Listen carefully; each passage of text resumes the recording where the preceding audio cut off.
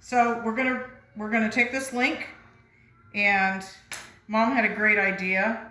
This one we had a blowout. We still have the casing loaded. I'll put another knot in the end. Oh, this stuff. Make sure you wash your casings before you use them. They're kept in a saltwater brine. The rest of my casings I'm going to put them in the refrigerator. They will last forever, as per my butcher.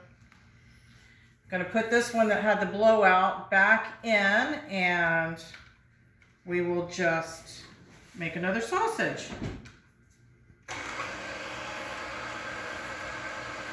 And this video could not be done without the supervision of Mom and Dad.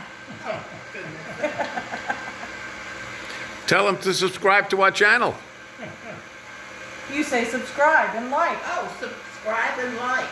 Yeah. Enjoy. And she needs constant supervision. All right.